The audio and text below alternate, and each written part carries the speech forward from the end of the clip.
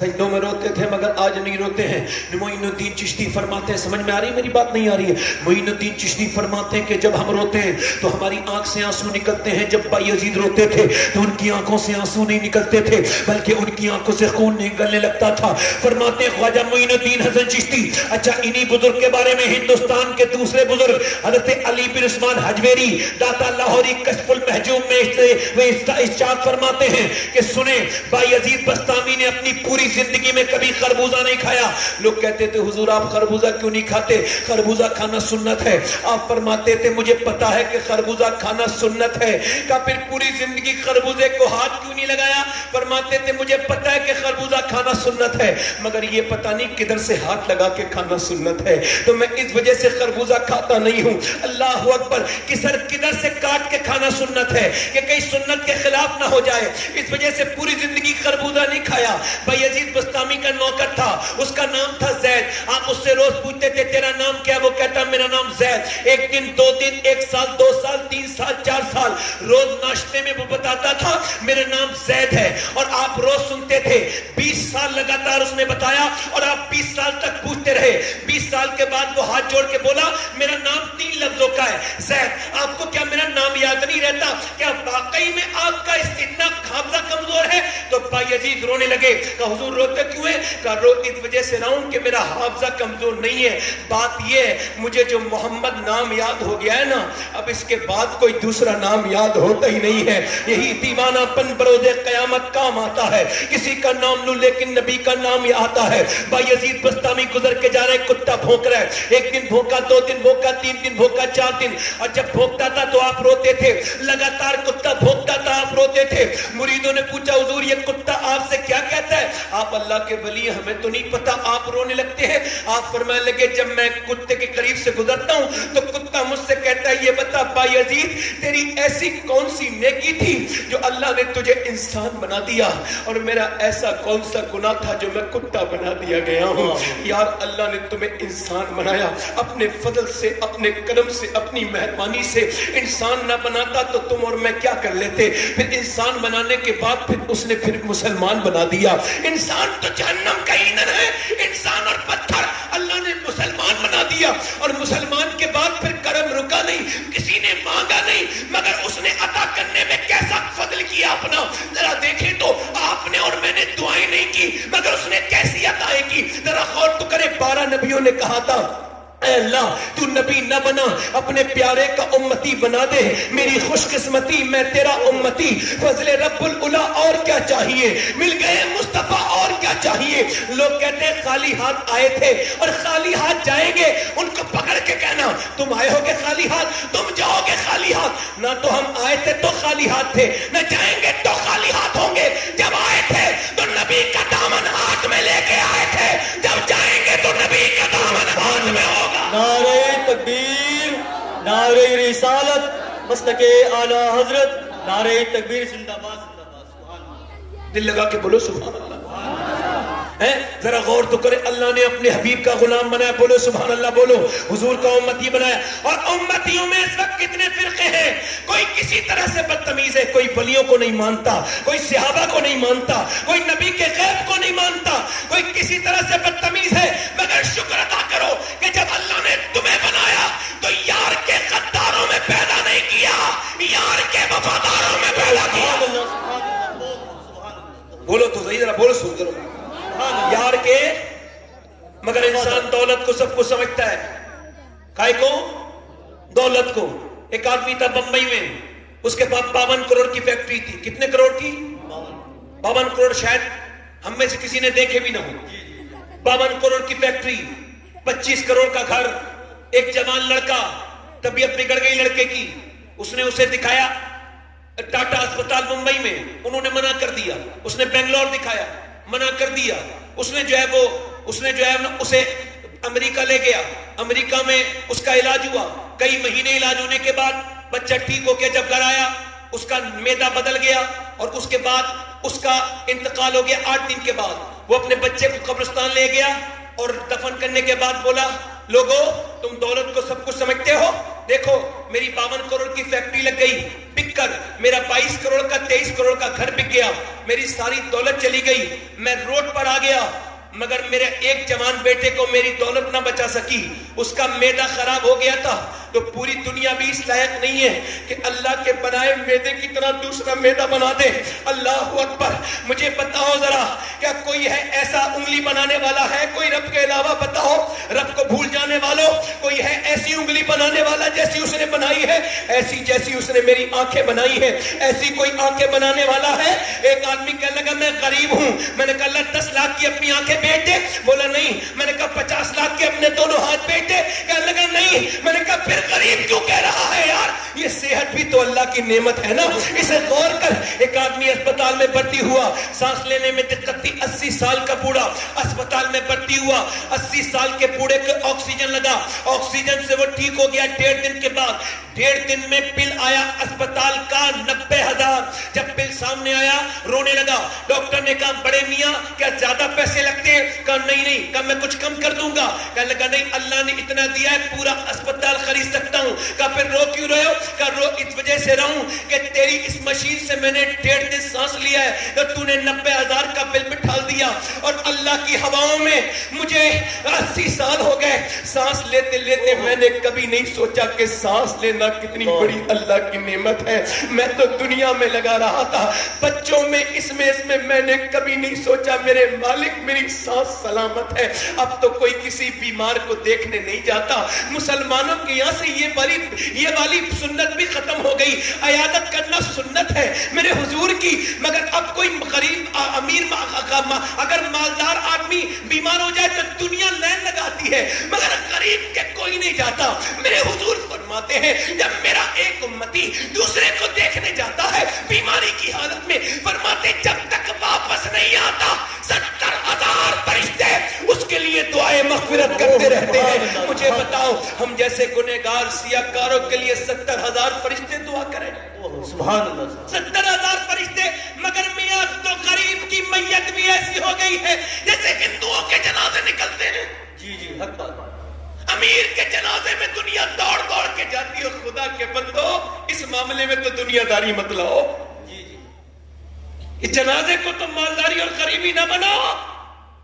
मरने के बाद तो किसी के बच्चों को एहसास ना कराओ कि तुम्हारा बाप गरीब था। मालदार कोई आदमी मर जाए तो उसके बच्चों से कहते हो हमें देख लो, हम आए हैं। गरीब, अरे गरीब बदला नहीं दे सकता, ना वो मालदार तुझे कुछ दे सकता है। अगर जनाजे का बदला कोई देगा तो मेरा रब देगा। हुजूर फरमाते हैं जो अल्लाह की रजा के लिए जनाजा पढ़ता है, अल्लाह उसके सारे पिछले गुनाह माफ फरमाता है। सुभान अल्लाह। नारे तकबीर, नारे रिसालत, मसलके आला हजरत, नारे तकबीर जिंदाबाद। अब तो अमीरों के यहाँ लोग जाते हैं, मगर जरा गौर करो, बीमारों के घर जाया करो। मैं आपको बता रहा हूँ सही बात, बीमारों को देखने जाया करो, ये दुनिया से मोहब्बत कम हो जाएगी। गौसुल आज़म फरमाते हैं जब दुनिया में बहुत दिल लगने लगे ना तो 2 जगह जाओ। कितनी जगह जाओ? 2 जगह। कब्रिस्तान, देखो किट्टों की मट्टी पलीद हो गई, और दूसरा अस्पताल। मैं एम्स में जाता हूँ, बेवजह में ही जाता हूँ, कोई वजह नहीं होती फिर भी जाता हूँ। दिल्ली बेवजह जाता हूँ, जब मेरा दिल सख्त होने लगता है तो जाता हूं। एक बार गया तो एक आदमी ने मुझे बुलाया, कहने लगा मौलाना मेरे पास मर्सिडीज है, जगुआर है, यानी महंगी कारों का नाम लिए। वो कहने लगा मेरे पास दौलत बहुत है मगर मेरे किसी काम की नहीं। मैंने कहा क्यों? कहने लगा इस वजह से कि मुझे कैंसर है और मैं 1 महीने के बाद मर जाऊंगा। डॉक्टर ने कहा है, कहते जिस दिन से वो रिपोर्ट आई है ना उस दिन से अब जीने को दिल नहीं करता। कभी कैंसर के मरीज के पास जाओ, उससे बात करो, उसके सामने मुस्कुराओ, वो मुस्कुराता ही नहीं, उसके सामने रो, वो रोता ही नहीं। एक आदमी को मैंने देखा अपने बच्चे के सर पे हाथ रख के रो रहा था। मैंने कहा क्यों रो रहे हो? कहने लगे मौलाना साहब मुझे कैंसर हो गया है और मैं 2 महीने के बाद मर जाऊंगा। मैं देख रहा हूं मेरे छोटे छोटे बच्चे यतीम हो जाएंगे। मैं वो बाप हूं जो जीते जी अपने बच्चों के चेहरे पे यतीमी के आसार देख रहा हूं कि मेरे बच्चे यतीम हो जाएंगे। यार एक बुजुर्ग कहते हैं अगर तुम अभी तक जिंदा हो ना और तुम्हारे बच्चे यतीम नहीं हुए तब भी शुक्र अदा करो, अल्लाह तूने मुझे जान अभी तक दे दी। कितने लोग ऐसे बोलो अगर तुम मर गए हो तो तुम्हारे बच्चे कहां कहां जाते हैं। किस किस के सामने हाथ फैलाते, ये बताओ किस किस के सामने जाके वो हाथ फैलाते। यतीमों की जिंदगी कितनी मशक्कत भरी जिंदगी होती है। मुझे बताओ मेरे भाइयों कि अगर तुम अभी तक जिंदा हो तो तुम्हें शुक्र नहीं अदा करना चाहिए। हमारा बरेली में एक रिश्तेदार है, 25 साल का था जब उसको गिरा था, 2 बच्चे हैं उसके, 25 साल का था, आज 30 साल हो गए, 5 साल वो बिस्तर से उठा नहीं है। 25 साल का था, गिर गया, कोई हड्डी टूट गई, जने क्या हुआ कि उठा नहीं जाता, हाथ पैरों से बिल्कुल माजूर हो गया। उसकी बीवी बेवाओं वाली जिंदगी गुजार रही है, उसके बच्चे अपने आज भी यतीमों की तरह जिंदगी गुजार रहे हैं। वो कहता है ये तो ये दुआ कर दो कि मुझे अल्लाह सेहत दे दे, या फिर ये दुआ कर दो कि अल्लाह मुझे दुनिया में मौत दे दे। अगर तुम्हारे हाथ पैर सलामत है तो तुम्हें शुक्र नहीं अदा करना चाहिए। बताओ अगर तुम्हारी गुर्दे तुम अगर बगैर दवाओं की जिंदगी गुजार रहे हो तो जाके देखो अस्पतालों की भी तो एक दुनिया है, उसे भी तो जाके देखो। अस्पतालों में एक दुनिया आबाद है, जाके देखो। कोई अपने बाप के लिए रो रहा है, कोई अपनी बहन के लिए रो रहा है, कोई गुर्दा, किसी का गुर्दा खराब है तो किसी का मैदा काम नहीं करता। अल्लाह तेरा शुक्र है कि मेरा जिस्म बिल्कुल ठीक ठाक है। मेरे रब तुम्हें नहीं कहना चाहिए मेरे मालिक तेरा शुक्र है कि मैं बगैर दवाइयों के जी रहा हूं। तुम शुक्र क्यों नहीं अदा करते लोगों? तुम अपने रब को क्यों भूल गए हो? ये बताओ अल्लाह ने तुम्हें सेहत नहीं दी है क्या? सेहत अल्लाह की नेमत नहीं है? बोलो पूरा मजमा बोलो, मैं तुमसे पूछता हूं कि सेहत अल्लाह की नेमत नहीं है तो फिर सेहत पर शुक्र क्यों नहीं अदा करते? क्यों अल्लाह की नाफरमानियां करते रहते हो? और तुम अगर लोगों के सामने जाके रोगे भी तो तुम क्या करोगे? गौस पाक फरमाते, मेरे शेख मुहीउद्दीन अब्दुल कादिर जीलानी फरमाते, अल्लाह की अगर शिकायत करनी है तो उससे कर जो अल्लाह से ज्यादा मेहरबान मिले, और वो तो कोई बोलो बोलो, वो तो कोई किसी के सामने रो के अपनी इज्जत खराब करोगे। मौला अली फरमाते हैं, जो रब के सामने नहीं रोता वो सबके सामने रोता है, और जो रब के सामने रोता है वो सबके सामने नहीं रोता। सुभान अल्लाह, सुभान अल्लाह। बोलो बोलो जरा बोलो, सुभान अल्लाह। वो सबके सामने दिल लग रहा है कि नहीं लग रहा है? बोलो जी जी। आप मेरी तरफ देखो, दिल लग रहा है कि नहीं लग रहा है? तो मुझे बताओ, आप नाशुक्री का मसलक है, आपको पता है, मैं बताऊं आपको, अगर आप ये चाहते हो कि थोड़े मालदार हो तो ज्यादा मालदार हो जाओ, अगर चाहते हो कि थोड़ी सेहतमंद हो तो सेहत बढ़ जाए, अगर चाहते हो कि मेरी बहनें चाहती कि उनके बच्चे पैदा हो गए तो नेक हो जाए, तो मेरी बात सुन के चले जाए ध्यान से। अगर अपनी नेमतों को बढ़ाना चाहते हो तो ये किसी तावीज करने वाले का वादा नहीं, अल्लाह का वादा है। वो कहता है शुक्र करो, जी मैं नेमतें बढ़ा दूंगा। जी जी। बोलो जरा, बोलो तो बोलो, सुभान अल्लाह। शुक्र करो तो मैं नेमतें बढ़ा दूंगा, शुक्र करो तो मैं नेमतें, बढ़ा दूंगा। और ना शुक्री करोगे तो कुछ नहीं होगा, शुक्र अदा करोगे तो अल्लाह का फजल होगा। किसी ने पूछा हातिम ताई से, लिखा है मौलाना रूम ने एक वाकया लिखा है, हातिम ताई से किसी ने पूछा, आपने अपने आप से भी ज्यादा किसी को देखा है, अपने आप से भी ज्यादा सखी? हातिम ताई कहने लगा देखा है। कब? मैं सफर कर रहा था, मैं भूखा था, मुसाफिर था, मैं घर में गया, मैंने कहा कुछ मिलेगा, टूटा फूटा घर था, गरीब आदमी का, मगर गरीब का दिल बड़ा होता है। उसने कहा मिलेगा, दरवाजा खोला, अंदर गया, कहते उसने बकरी ज़िबा की और बकरी की कलेजी काट के मेरे सामने रख दी। कहते जब कलेजी सामने रखी भून के मैंने खाई, बड़ी बेहतरीन कलेजी भुनी हुई थी। मैंने कहा बहुत अच्छी है। उसने कहा ठीक है। वो 2-3 घंटे के बाद आया, 3-4 कलेजी और काट के लाया, मैं 3-4 बकरी और उसने ज़िबा की और 3-4 कलेजी लाया। कहने लगा खाइए, ये उससे भी ज्यादा अच्छी बुनी हुई है। मैंने खाई, वाकई में पहले से ज्यादा अच्छी थी। मैंने कहा ये तो बहुत अच्छी है, उससे भी ज्यादा अच्छी है। बोला ठीक है। वो सुबह को आया, 3-4 उसने कलेजी और रखी, हाथ जोड़ के बोला हुजूर अब मेरी तारीफ मत करना, ये भी अच्छी होंगी। कहा क्यों? कहा मेरी जितनी बकरियां थी मैं सारी ज़िबा कर चुका। हमारे यहाँ जब मेहमान किसी चीज की तारीफ करता है हमें लगता है इसे और चाहिए। जब कोई कहता है खीर अच्छी है हम कहते हैं और खिलाओ, कोई कहता है बिरयानी अच्छी है तो हम कहते हैं और खिलाओ, जब कोई कहता है रोटी अच्छी है हम कहते हैं और ले लो, कोई कहता है कि ये आपका सालन अच्छा है आप क्या कहते हैं और ले लो। हुजूर मेरी जितनी बकरियां थी मैं सब आपकी खिदमत में पेश कर चुका, अब मेरे पास कोई बकरी बची नहीं है, लिहाजा आप तारीफ करेंगे तो मैं शर्मिंदा हो जाऊंगा। मौलाना रूम कहते हैं बगैर किसी मिसाल के समझ इंसान के खाने की तारीफ करो, उसका भी दिन चाहेगा और दे और अता करे, मगर एक दिन कहेगा अब मत दो क्योंकि अब मेरे पास खत्म हो चुका है। वो एक दिन हाथ उठा लेगा और माजूर हो जाएगा, उसके यहाँ का खजाना खत्म हो जाएगा, मगर अल्लाह के खजाने में कोई कमी नहीं है। तू जितनी तारीफ करता रहेगा वो तो नहीं तुझे नवाजता रहेगा, और तू जब कहेगा अल्लाह تیرا شکر ہے تو وہ کہتا ہے لئن شکرتم لازیدنکم، تم شکر کرو میں نعمتیں بڑھاتا چلا جاؤں گا۔ نعرہ تکبیر، نعرہ رسالت، مسلک اعلی حضرت، مسلک اعلی حضرت، نعرہ تکبیر، نعرہ رسالت، زندہ باد، زندہ باد۔ دل لگا کے بولو ذرا، مسکرا کے بولو، دل لگا کے بولو سبحان اللہ، ذرا مسکرا کے بولو۔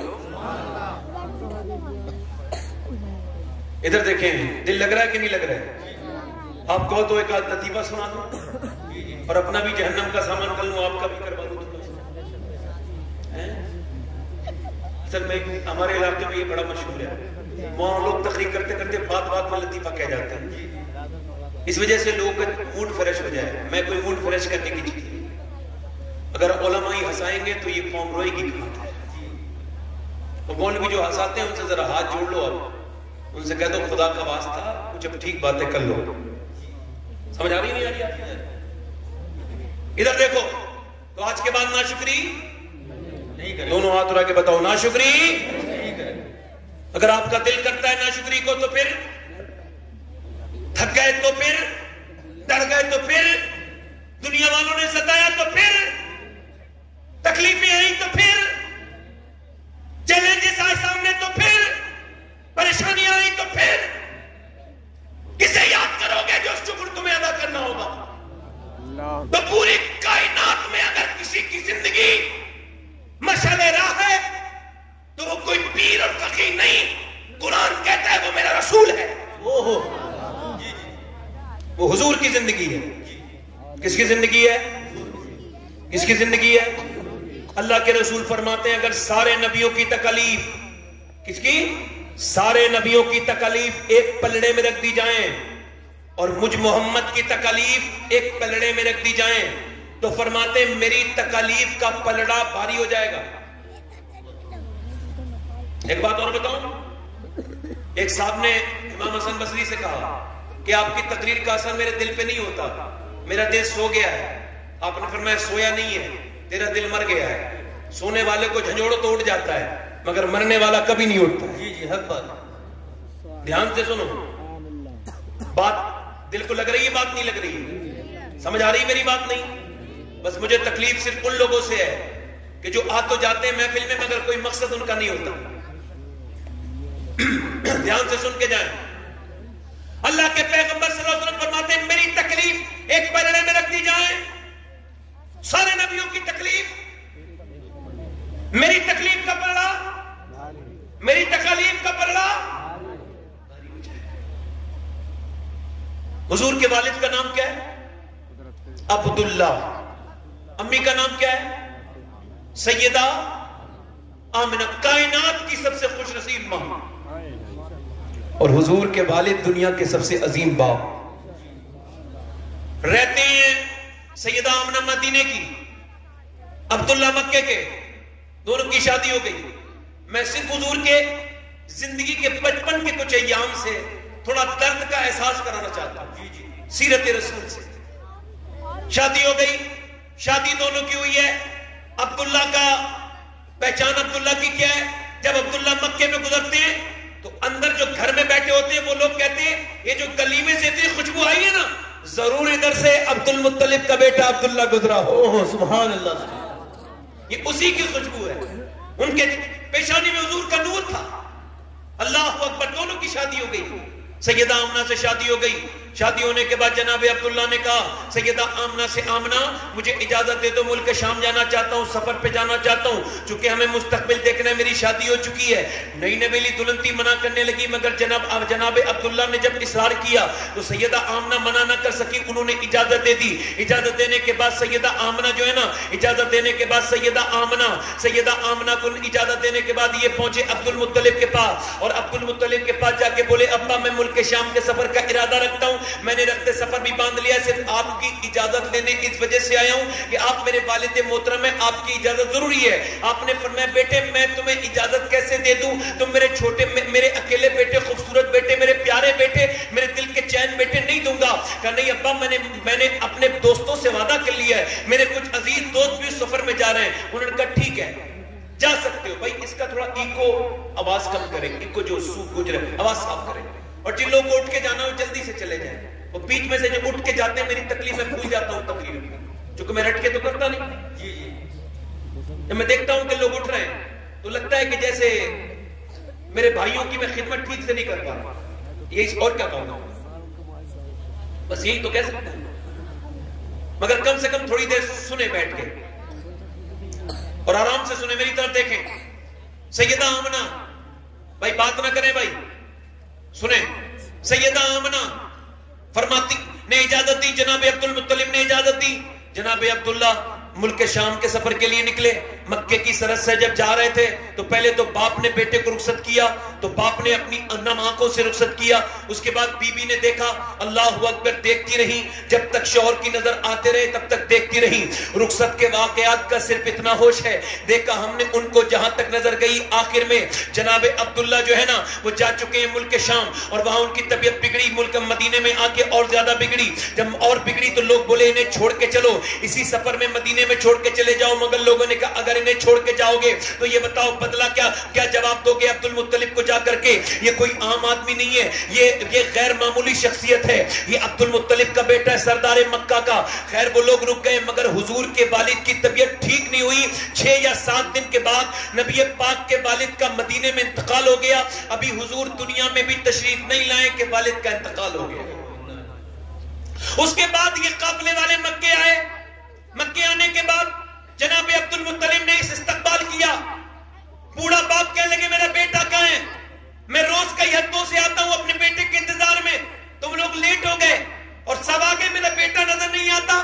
ایک آدمی نیچے اترا، عبد المطلب کے کاندھے پہ ہاتھ رکھا، بوڑھا باپ تھا، کاندھے پہ ہاتھ رکھ کے بولے صبر کیجئے عبد المطلب، اب آپ کا بیٹا کبھی نہیں آئے گا۔ کہا کیوں؟ کہا آپ کے بیٹے کو تو ہم قبر میں چھپا چکے ہیں، اس کی تو قبر مدینے میں بنا چکے ہیں۔ اب باپ کی بیٹے کی خبر جوان کی موت کی سننے کے بعد سب کی ہمت تو نہیں کہ اسے برداشت کر سکے، بوڑھا باپ نیچے بیٹھ گئے اور بیٹھنے کے بعد رونے لگے، کس نے سردار مکہ کو ایسے کبھی نہیں روتے دیکھا تھا، رونے لگے، اور اس کے بعد اٹھے، اور اٹھنے کے بعد سیدہ آمنہ کے دروازے پر پہنچے، کہنے لگے آمنہ بیٹی کیا تو نے اپنے گھر کو سجایا سوارا ہے؟ کہاں؟ کیا تو نے اپنے آپ کو بھی نئے کپڑے پہنے ہیں اور اپنے شوہر کے لیے سجیف بنی ہے؟ کہاں؟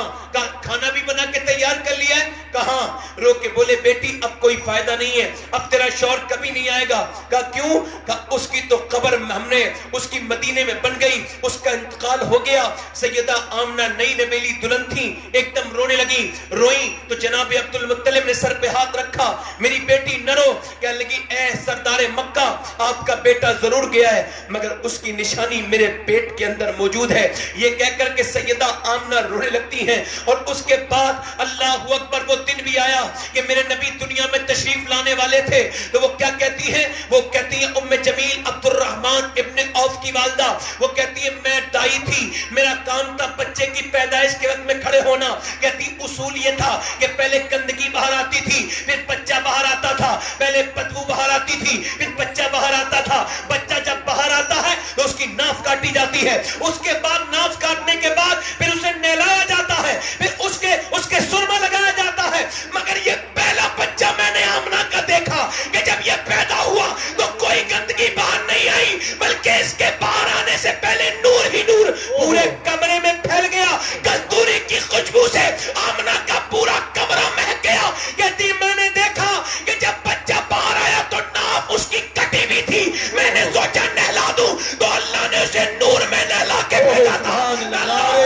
کہتی ہے کہ میں نے چاہا کہ اس کے سرما لگاؤں تو اس کی آنکھوں میں تو سرما لگا ہوا تھا۔ میرا امام کہتا ہے صبح طیبہ میں ہوئی، بٹتا ہے باڑا نور کا، صدقہ لینے نور کا، آیا ہے تارا نور کا، میں گدا تو بادشاہ مردے پیالہ نور کا، نور دے تو نہ تیرا دے ڈال صدقہ نور کا۔ ام جمیل کہتی ہے میں نے چہرہ دیکھا، اب تک بچے جتنے بھی دریافت ہوئے تھے وہ روتے ہوئے آتے تھے، وہ روتے تھے، مگر یہ بچہ مسکرانے لگا۔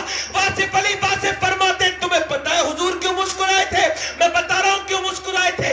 اور بچے جب دنیا میں آتے ہیں ہیں دنیا چونکہ آزمائش کی جگہ ہے وہ اپنے نقصان ہونے کا فائدہ کہتے ہیں کہ اب ہمارا نقصان ہو گیا، اعلان کرتے رو رو کے دنیا میں آنا یہ خسارے کا سودا ہے، مگر میرے حضور دنیا میں آئے تو خسارہ بن کے نہیں بلکہ اللہ کی رحمت بن کے آئے تھے، اس وجہ سے مسکرا رہے ہیں۔ سبحان اللہ، نعرہ تکبیر، نعرہ رسالت، مسلک اعلی حضرت علامہ شہباز حسین صاحب قبلہ، بولے ذرا نعرہ تکبیر، نعرہ دل لگا رسالت۔ کے بولے ذرا ادھر دیکھیں، سیدہ آمنہ ام جمیل کہتی ہیں میں نے حضور کو گود میں لے لیا، بولے ذرا زور سے بولے سبحان اللہ، کہتی ہیں میں نے حضور کو گود میں لے لیا، میں نے کہا آمنہ میں نے حسین بچے بہت دیکھے مگر تیرے بچے سے زیادہ حسین نہ ایسے کسی کے لب ہیں نہ کسی کے رخسار ہیں، مگر کہتی ہیں آمنہ کی گود میں دیا تو آمنہ زارو قطار رونے لگی، میں نے کہا آمنہ جس کا بچہ اتنا خوبصورت ہو وہ کیوں روتی ہے؟ آمنہ کہنے لگی اس وجہ سے رو رہی ہوں کہ آج اس کا باپ عبداللہ ہوتا تو بات کچھ اور ہوتی، مجھے اپنے شوہر کی یاد آ گئی ہے، پھر حضور کو کوئی دائی اٹھا کے نہیں لے گئی۔ ام جمیل کہتی ہے آمنہ نے مجھ سے کہا کوئی دائی میرے بیٹے کو محمد کو کیوں نہیں لے کے جاتی صلی اللہ علیہ وسلم؟ کہنے لگی میں نے کہا ہے بچے کو دیکھ لو لے چلو، مگر دائیاں کہتی اس بچے کو کیوں لے کے جائیں، وہ تو یتیم ہے، اس کا باپ نہیں ہے۔ اللہ اکبر، آمنہ رونے لگی میرے بیٹے